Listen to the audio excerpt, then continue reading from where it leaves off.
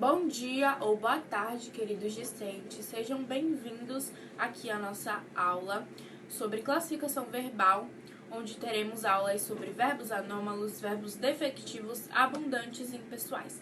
Mas hoje trabalharemos com verbos anômalos.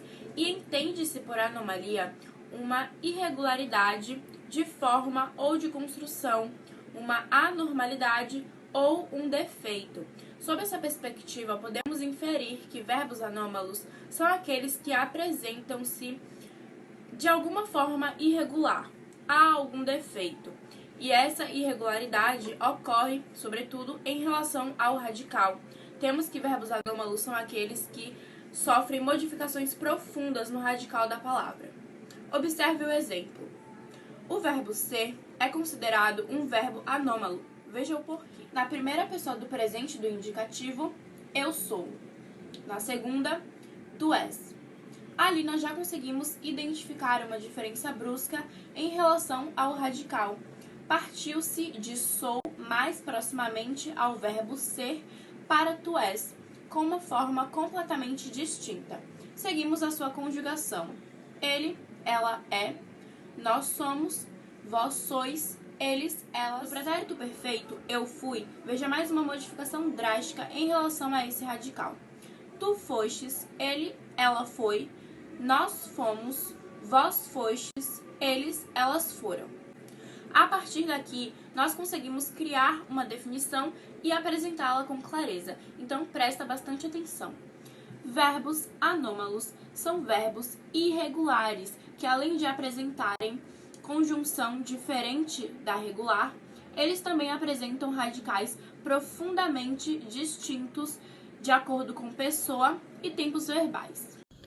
Bem, começando, sou Robert Anderson e irei falar sobre verbos defectivos. Os verbos defectivos são aqueles que possuem conjugação incompleta, ou seja, não se conjugam em todos os modos, tempos e pessoais.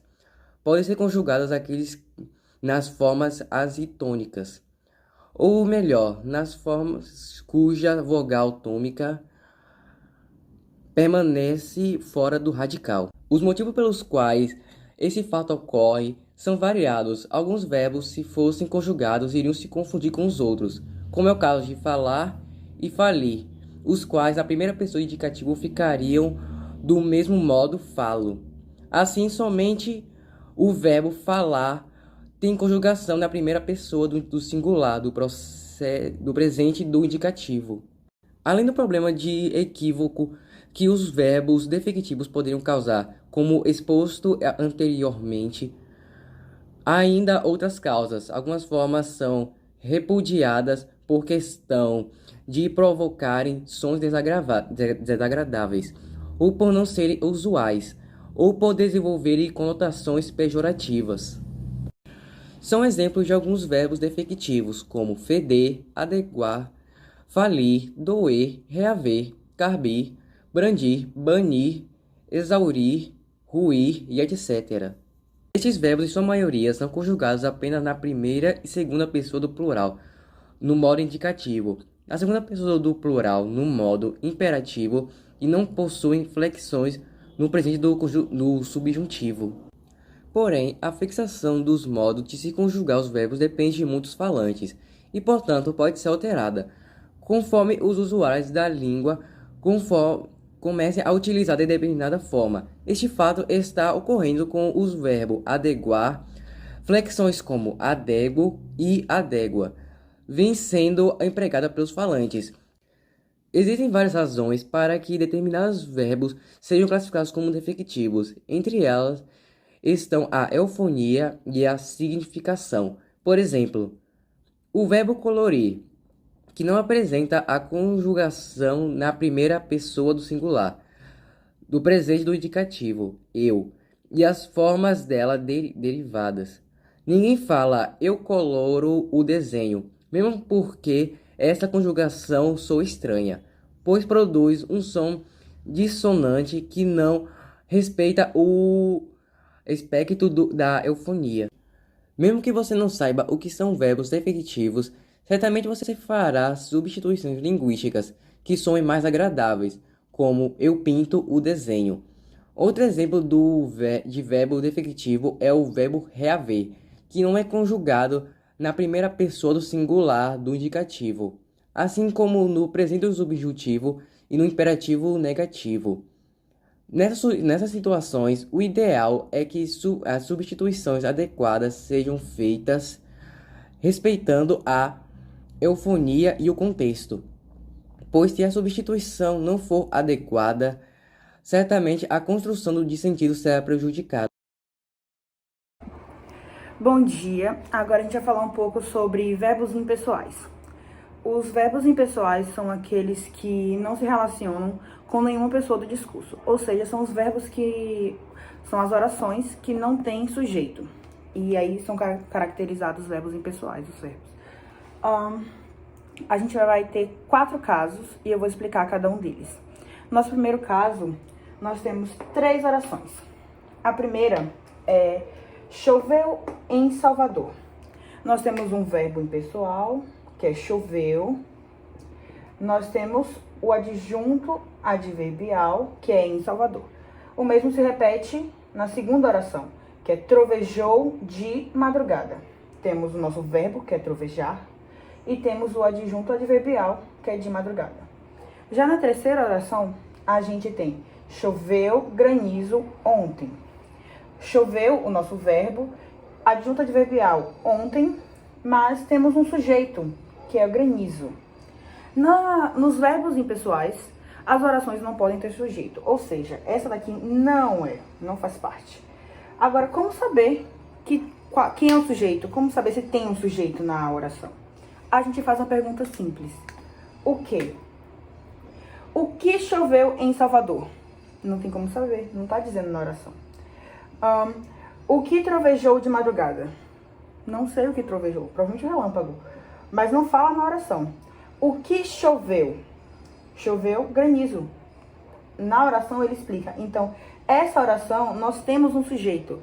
Por isso que ela não faz parte dos verbos impessoais, porque nesse daqui ele é acompanhado do sujeito, então descaracteriza ele da nossa sentença. Agora vamos falar sobre o nosso caso 2, que é o verbo haver, quando ele está no sentido de existir ou de acontecer. Temos 3 orações como exemplo. Há muitas crianças na rua. O nosso verbo é há, que está de existir.